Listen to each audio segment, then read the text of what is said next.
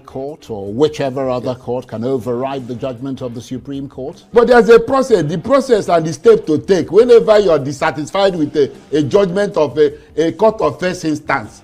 You approach the court, the appellate court. That's why we have it in our constitution. Right. And you can apply for stay of execution. That is the process in law. We have procedural law. Yeah, because when you don't do this, it amounts to abuse of court process. And then the disobedience of court order or court judgment, yeah, but you haven't which will amount to contempt of court. Right. You haven't answered my question at the outset. Okay. What exactly is your position in the PDP now? In what capacity are you speaking, sitting here now? I'm the Deputy National Legal Advisor. But you were suspended. Not suspended. What kind of suspension?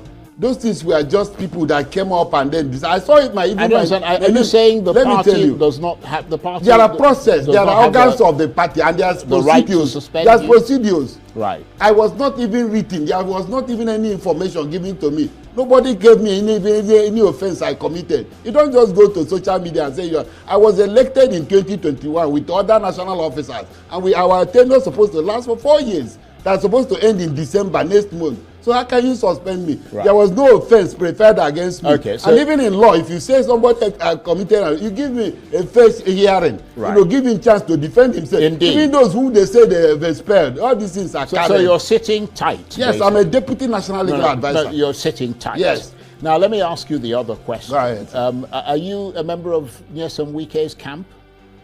I don't. It's you that is saying it. No, I'm asking you a question. Are you a member of his I'm camp? not working in the Federal Capital Territory. Are you hearing me? I like that. I think I'm a politician and a lawyer. In fact, I've served 2 times as a commissioner in Abia State. Let me put it this way. Are you sympathetic to his political point of view as far as the PDP That's a pertinent question, and I will answer you that. Right. This man, every time, Nyesom Wike, all these people that are parading themselves. There was a time this political party, PDP, nearly collapsed and went into oblivion. It was this same Wike that supported the party. But he was the governor of Rivers State. He did everything possible to make sure that the party is alive till today. And every time you accuse him, he has done this. And he kept on supporting the party. And I tell you, there are a lot of stakeholders and leaders of the party who have committed anti-party activities.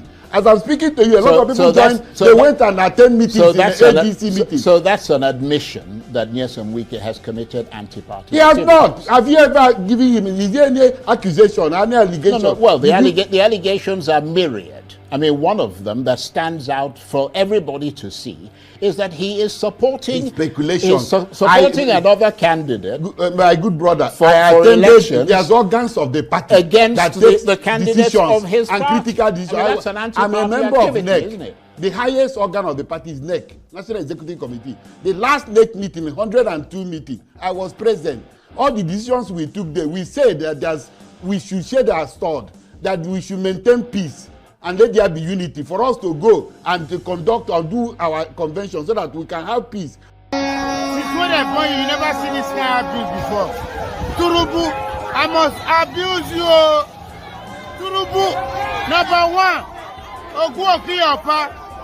Tinubu number 2, Ogun Okiyoma. Tinubu number 3, Ogun Okiyo your children. Tinubu number 4, Ogun go bury all your family.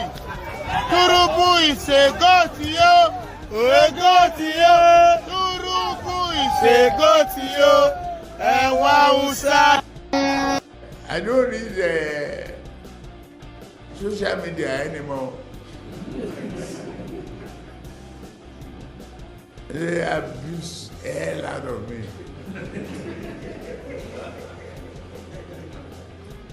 If I read it, I get high blood pressure. I get angry. I don't read it. So, if I want to hear anything, my children or any of my workers will tell me, this one said this one. If I'm tired, I say, please, forget it. All classes, you know what they call F level? When you get failure in all the subjects that you take. F9, F8, F9, F8, FF, double F. That is his name. Kolu. So my own question for the legal advisor, the Deputy National Legal Advisor of PDP, is very straightforward. Wike said he's going to be leading Tinubu's second-term campaign, both in Abuja and the entire Niger Delta. So how is that in the interest of PDP? Like, she PDP no go get candidates ni? Anyway, we call that a rhetorical question. It's like questions you have answers to, so there's no point in answering. Meanwhile, the judiciary in Nigeria continues to take the punch as the enabler in chief of everything that Tinubu and his gang are doing to Nigeria today. The judiciary let that slip and they let that happen when it mattered most. For those of you who are preparing to go into election with Tinubu in 2027, good luck to you. Because when they rig you out, as it is expected, you'll be told to go to court. And the judges you are going to meet in court, please meet them now. Judges Conference. I thank you all for your kind attention.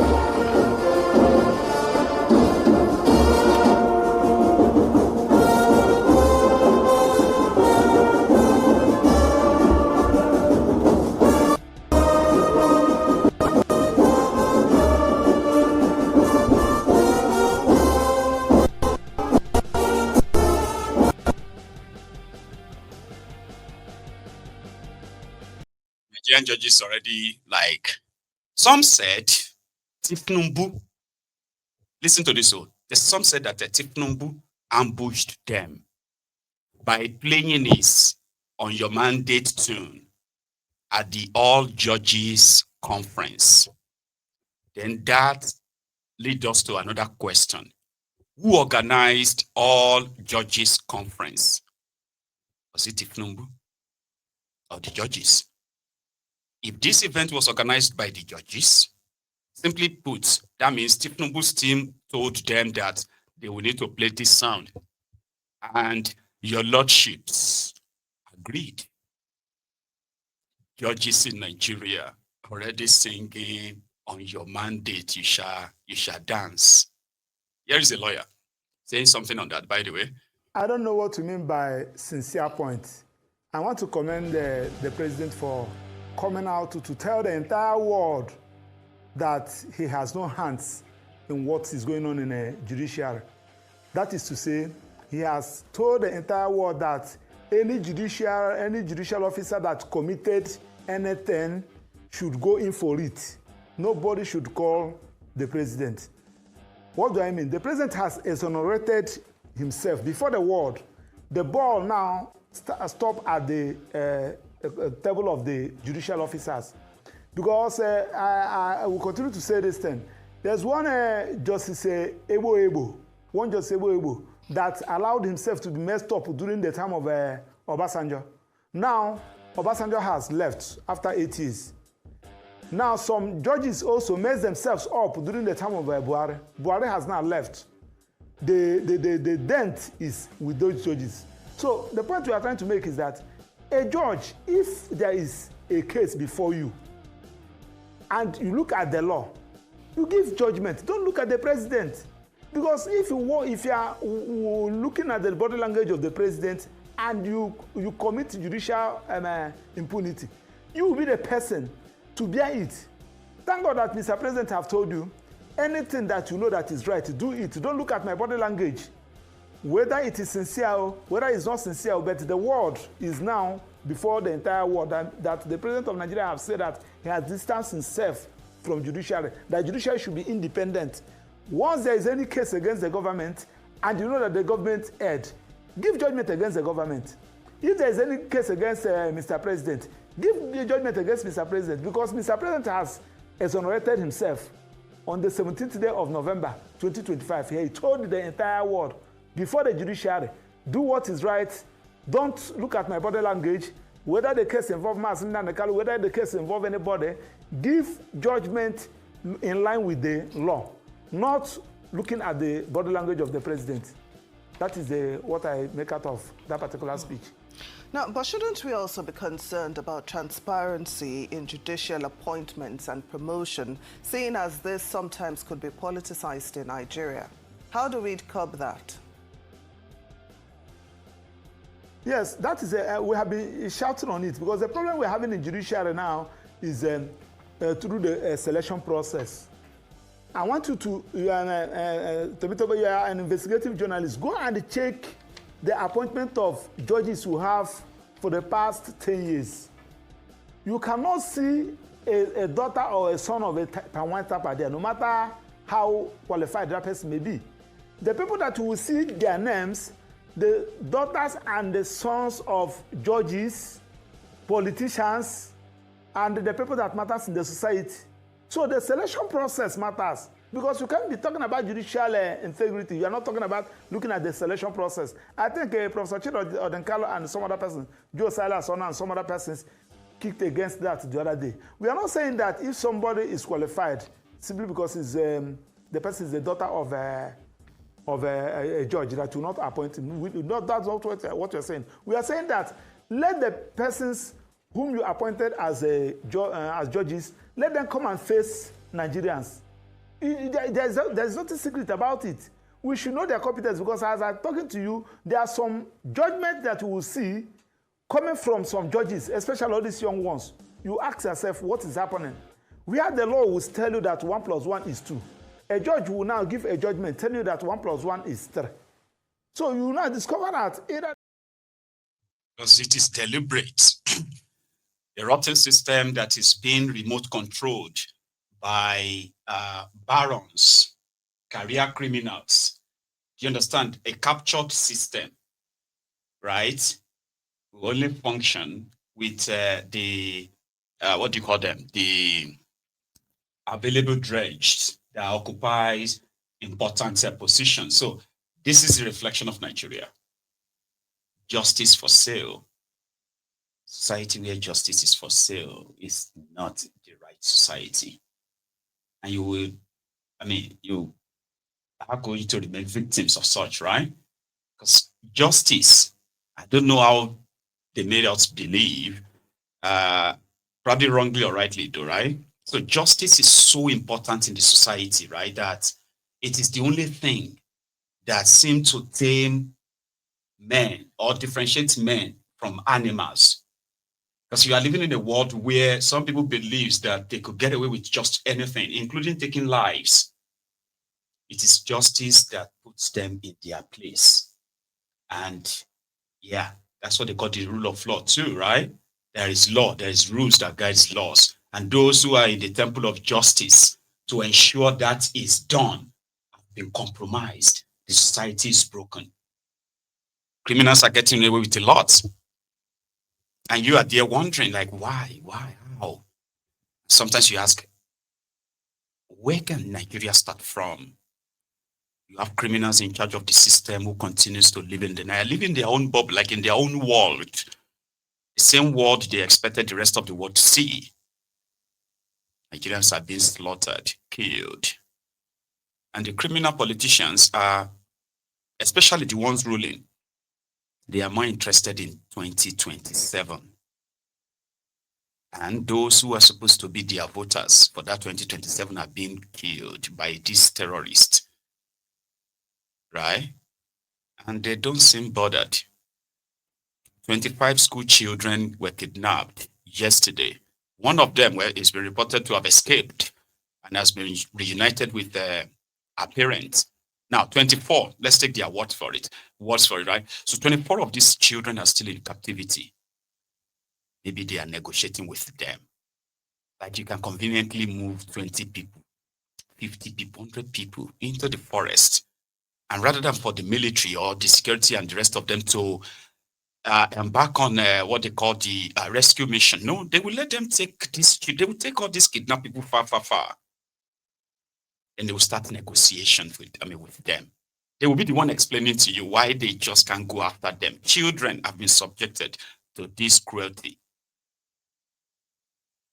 And not even the Minister of Foreign Affairs who actually joined them in their international propaganda campaign. They were spending money in buying slots on different international media platforms so as to go and lie to the world that, you know what, yeah, there are killings in Nigeria. They are shamelessly telling people that, yeah, there are killings in Nigeria. In fact, they killed more Muslims than Christians. And you're not like really, really rattled as a government official. You are just only triggered because they said it is Christian-Muslim genocide. Degenerates, these are a bunch of degenerates who are occupying important, public positions. Their actions and their inactions have cost lives.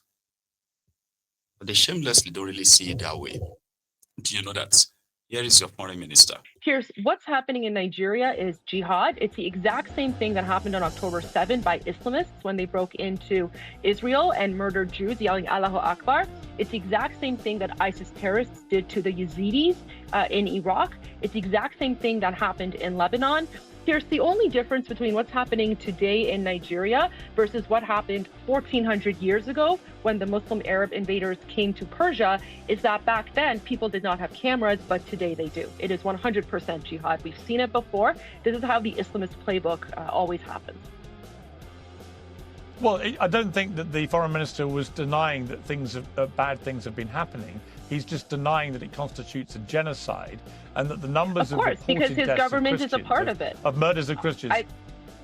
I think his government is complicit. But right now you have an Islamist government in Nigeria. One of the things that he didn't mention to you is that typically it's been a constitutional convention in Nigeria that if the prime minister is Muslim, then if the president is Muslim, then the vice president is Christian. If the president is Christian, then the vice president is Muslim. This is intended to have a proper representation of the Nigerian population. Right now, you have a Muslim president, and then they decided to choose a Muslim vice president, and so there is actually no Christian representation in the Islamist government.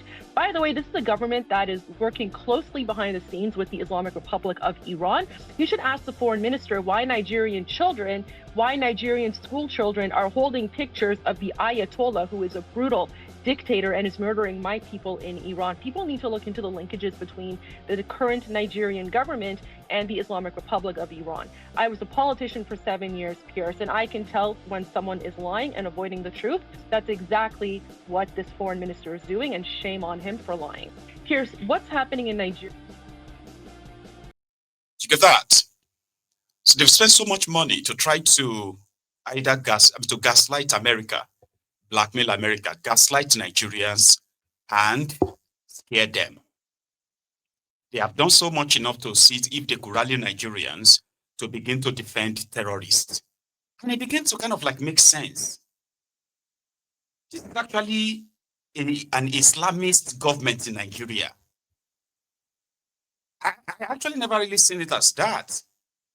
How could it be so easy for APC, Egbekegbe, to sit comfortably and confidently and look at Nigerians in the eyes and tell them that it is in their own interest that they are pardoning terrorists in Nigeria? How could they have the audacity and make it a policy to try to steal lands from Nigerians and give them to these terrorists?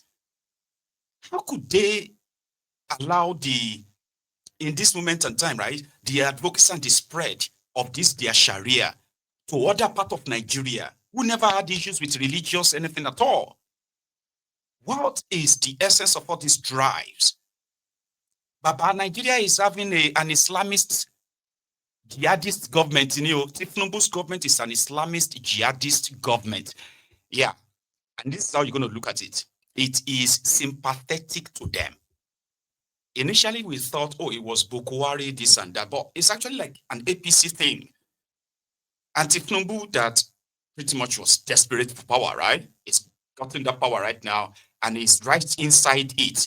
He is taking advice from Islamist, jihadist, Islamic terrorists and their sponsor. Those are the guys who are influencing his government, as they have always been in the last 10 years, which has given so much spread to this terrorism in Nigeria. So we are now debating if this is a Christian genocide or Muslim genocide, but these are Nigerians being slaughtered. And it didn't start today. Listen to